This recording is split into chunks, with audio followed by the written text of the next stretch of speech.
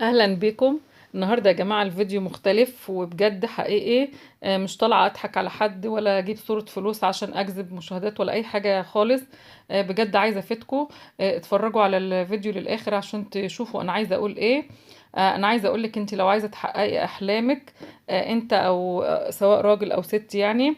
ولو عايزه كمان تعيشي سعيده ومبسوطه يعني ومرتاحه في الحياه، لازم يبقى في شوية حاجات كده. طبعا انا مش بدعي ان انا عندي خبرة كبيرة قوي في الحياة، ولا ان انا يعني عايزة اديكم خبرتي. لكن انا بجد يعني ساعات بقرا كتب يعني. في كتاب قريته، يعني عايزة اقول لكم حياتي قبله كانت حاجة وبعده بقت حاجة تانية. غير لي مفاهيم كتير جدا في حياتي، وخلاني وكمان يعني مش بس غير لي مفاهيم، ده انا لقيت اللي موجود في الكتاب في حاجات كتير منه حصلت لي بالفعل في الحياة. او يعني انا كنت بعمل كده فعلا، عشان كده وصلت وحققت اللي انا عايزاه. عايزه اقول لكم الكتاب ده اسمه سيكريت او السر. وبيتكلم عن السر في ان انت تحققي احلامك. السر في السعاده، السر في ان انت تعيشي حياه كويسه يعني. يعني مثلا انت لو عايز توصلي للفلوس دي وعايز تكسبي الفلوس كتير، لازم تبقى حاطه الهدف ده في دماغك، وحطاه وماليه تفكيرك بيه وشغله نفسك جدا ازاي هتعملي الفلوس وثروه كبيره. وتفضلي تفكري في الموضوع ده وشغله نفسك وبتشتغلي على كده. لان بيقولك ان الافكار اللي بتبقى في المخ يعني بيقابلها في الطبيعه اللي زيها. يعني انا بفكر في الفلوس وفي فلوس في الطبيعه، ازاي الفلوس بقى تجيلي انا وتنجذب للافكار اللي في مخي. بيبقى في حاجه زي مغناطيس كده يعني ما بينهم. لو الفكره فضلت مستمره وقويه جدا في مخي وانا شغاله عليها وعارفه انا بعمل ايه، هتنجذب الفلوس دي وهتجيلي واحده واحده. بدليل الناس الاغنياء اللي اغتنوا دول كلهم شغالين على كده، هم عايزين يختنوا وعايزين يكونوا ثروه فكونوها بالطريقه دي. وفي ناس كتير كونت ثروه من لا شيء، ما كانش معاهم اي حاجه وعرفوا يكونوا ثروه يعني. حتى وفي ناس متعلمه ومش متعلمه وعرفوا يوصلوا ان هم حاطين الهدف ده في دماغهم وعرفوا يوصلوا له. لكن انا لو حاطه في دماغي ان انا حالتي هي كده سيئه ومعيش فلوس وهفضل كده، وهي الحاله كده والفلوس ما بتقضيش وبتتصرف كلها، هفضل عايشه في الدوامه دي ومش هخرج منها خالص. واللي في مخي هيتحقق على ايه؟ على الطبيعه بالظبط يعني. يا رب تكون الفكره دي وصلتكم، لان الفكره دي مش في الفلوس بس، دي حتى في التعامل مع الناس، مع اولادنا، مع ازواجنا. انا لو حاطه فكره في مخي عن ابني مثلا وهو مثلا في مرحله المراهقه، هديكوا حاجه حصلت لي بالفعل. ان ابني دوت متمرد وما بيسمعش الكلام، وان انا ما عرفتش اربيه كويس، وان ازاي هو بيكلمني كده، وازاي بيتعصب، وازاي وحاجات كتير قوي غلط بيعملها. هفضل انا اتعامل معاه على هذا الاساس. فهبص الاقي نفسي من غير ما احس بعمل حاجات تؤدي لان هو يعمل السلوك السيء اللي انا رافضاه من غير ما احس، لان انا حاطه الفكره في مخي وعايزاها تتحقق. فمن غير ما احس انا بحققها وبخليها تتحقق قدامي. لكن لو غيرت بقى الفكره دي من مخي، وفعلا انا غيرتها في فتره من الفترات بعد ما قريت الكتاب ده عن ابني يعني. وحطيت في مخي فكرة ان هو سن مراهقة، وان هو اكيد مش قاصد، وان في تغيرات في جسمه، وان هو اكيد انا ربيته كويس، بس هو بعد كده هيحس باخطائه دي وهيعرف ان الحاجات اللي بيعملها دي كلها غلط.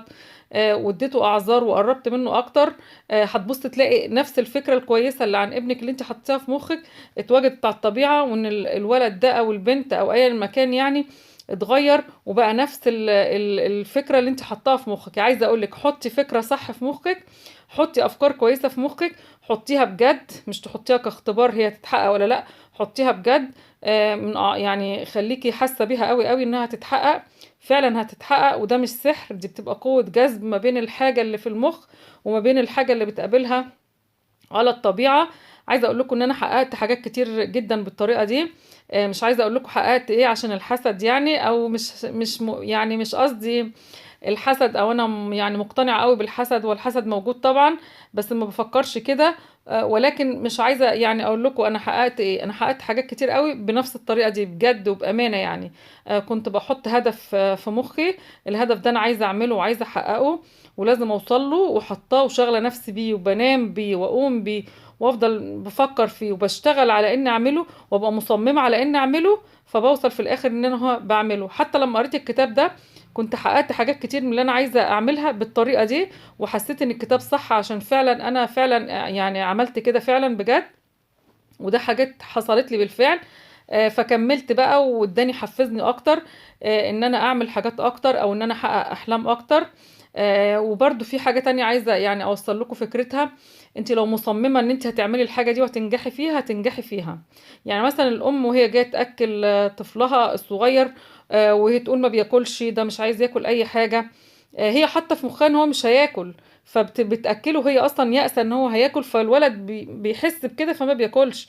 انما انت لو دخلتي تأكليه وانت مصممة ان انت هتأكليه ومتأكدة انك هتنجحي ان هو هياكل الاكل كله، تأكدي ان هو هياكل الاكل كله. يعني دي حاجة فكرة بسيطة، يعني بوضح بيها ازاي انت تبقى عايزة تعملي الحاجة وتعمليها. لكن انت لو حاطة في مخك انك هتفشلي فيها هتفشلي فيها.